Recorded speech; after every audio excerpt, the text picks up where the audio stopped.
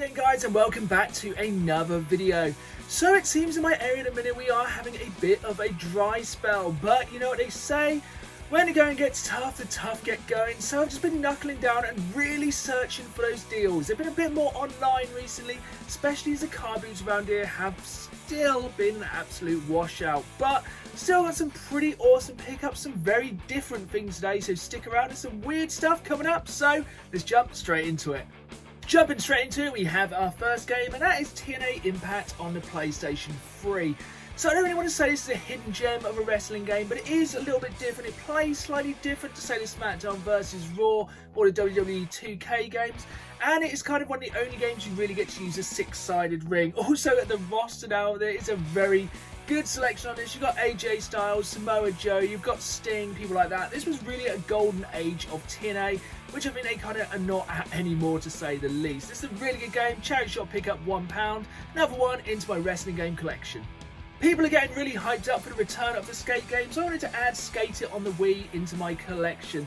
So if you want to play Skate, this is the way to play it on the Wii. You do have motion controls. I haven't checked this one out yet.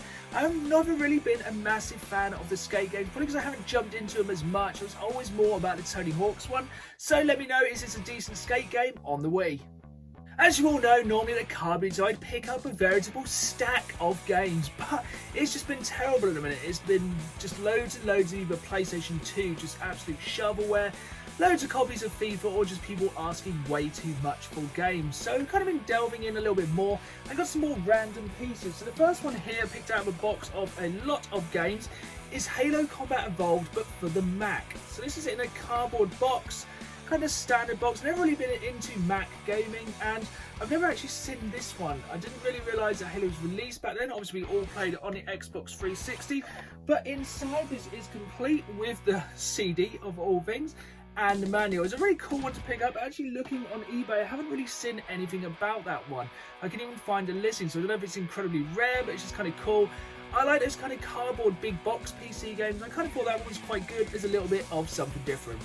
Once again, talking of something different we don't see at a car boot every day, and that was these boxed Atari games. So it's a bit strange. They kind of said I could have one game for £2.50 or both for £3. I never even see Atari games, let alone boxed.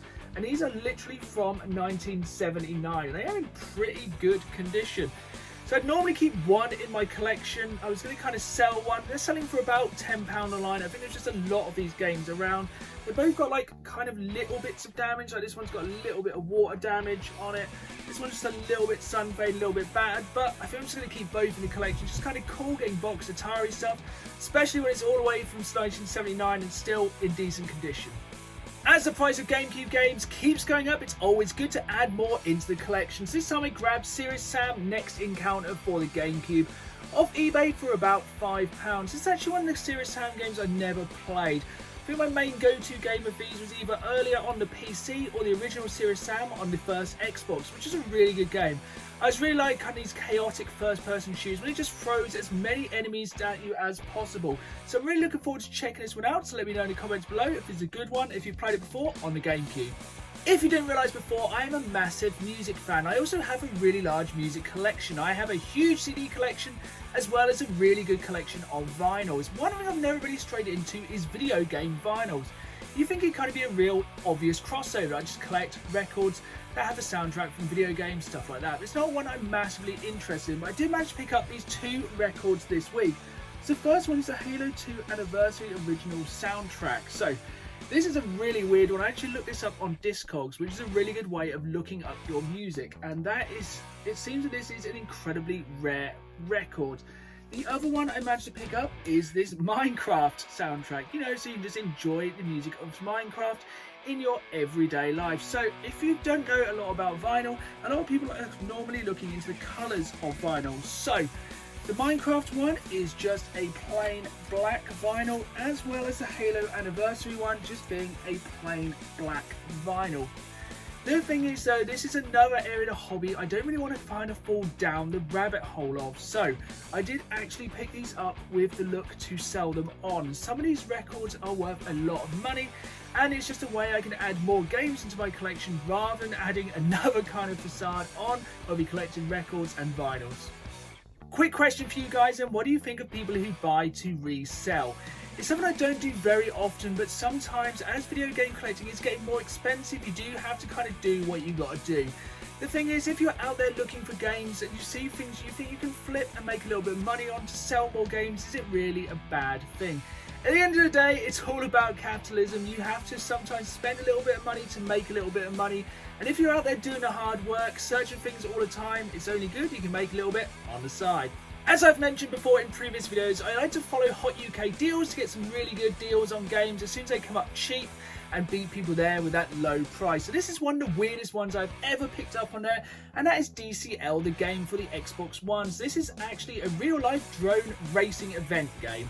So they made a game based on drone racing. That has got to be one of the weirdest games I think I've ever seen. This was really cheap from Rarewares. I think it was like £3. I just had to get it for just the hotness of it. So it's actually inspired me for a list I'm going to be recording soon. It's going to be probably my top 10 WTF games. Games that are just so weird, you don't really know why they exist. But I'm definitely looking forward to checking this one out one day on a very rainy, very weird day. At the moment, I think the Nintendo Switch is definitely one of my favourite consoles to collect for, just because I've only had it since around Christmas time and I've been really enjoying adding games into the collection. I've added a veritable stack this time, so let's jump in and see what games I've added to my Switch collection. The biggest game to be released recently on the Switch was, of course, Zelda Skyward Sword HD. Never played this one back on the Wii because the motion controls really put me off. So I'm really glad you can now play this using the Switch without having the motion controls. This was the pre-order bonus. It came with a little bag with a keyring as well as this steelbook. But this also inspired me to go ahead and complete my Zelda collection on the Switch. So I decided to add Legend of Zelda Link's Awakening and Breath of the Wild. So I've actually played Breath of the Wild on the Wii U, but it does obviously look a bit better on the Switch. And being able to take it away and play in handheld mode is definitely a bonus, as this game is absolutely huge. The thing that really surprised me with Link's Awakening is how old it feels. I know it is kind of a remake of a game from the NES era, but it is really hard to know what you're going to be doing or where you're going to be going. It is a game that I've had to reach for the guide way more times than I care to admit, but I am really enjoying it and I really love the art style of it. It kind of makes me feel of like original Pokemon games. I had to kind of remaster them recently of Hey You Pikachu and Hey You Eevee, and it's a really good game, really enjoying it, but I'm looking forward to jumping into more Zelda games on the Switch. Now a question for you guys, which is the best Zelda game on the Switch? I kind of played a little bit of each one, but I really want to dive deep into one of them, so let me know in the comments below which one should I put the most time into. Skyward Sword is not the only game that's been ported over from the Wii onto the Switch. You know what I say, it's always a good day when you get limited run games. I have No More Heroes 1 and 2, which have recently been released physically through limited run. So once again, these are games I did play a little bit on the Wii, but I am looking forward to playing these again without motion controls. I don't want to sound like a invisible old man, but sometimes you just want to sit back with a controller and enjoy the game. If you haven't played these before, they are fantastic games. You play an assassin armed with wrestling moves and a lightsaber, trying to become the #1 assassin in the world. Also, I'm looking forward to the release at the end of the month of No More Heroes 3, so it'll be really good to play through both of these first and do the trilogy all in one go on the Switch. Next up, we have a couple of games that I've played on other consoles I want to add to my Switch collection, just because it's nice to be able to play these games wherever you want. The first of which is The Outer Worlds. So I've actually heard some pretty negative things about this version on the Switch, but upon looking on YouTube, it does seem the recent patches have made it run a lot better. I know a lot of people kind of slated this game, but I think it was actually really enjoyable. If you're looking for that kind of Fallout New Vegas feel, with a bit more of a Star Warsy space feel, this is definitely one to check out. The next game I picked up is Moving Out. This is a really good one for local couch co-op. It is one that is probably going to make you swear and shout at your other half as you try and get stuff out of a house as quick as possible. Just imagine that bit with friends with Pivot and you're about halfway there. And when we talk about games that are annoying and get you annoyed, we are talking Trials Fusion. This is a game that I enjoy it, but it does annoy me quite a bit. It is a very, very technical, very exact game, but a lot of fun. Definitely good for on the Switch for a little bit of pick up and play. Small goes before you get too angry with the game. The final one I picked up this time for the Switch is the absolute granddaddy of the skate games, and that is Tony Hawk's 1 and 2, the remaster. So I actually waited to pick this up on the Switch, as this is for me the definition of pick up and play.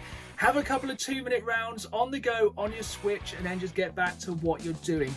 Also, it looks like this has had a very low print run on the Switch, so I think this could be one that's going to go up in value over time. For those who are looking to add games to their Switch collection, I think this is one to definitely pick up. Games like this, Doom and Marvel Ultimate Alliance 3 are the ones that are going to probably get harder to get later in the year, so it's better to pick them up now while they're cheap. We've come to the final game of today's video, and sadly it is a bit of a disappointment. You may be wondering, how can an original copy of Pokemon Blue version be a disappointment?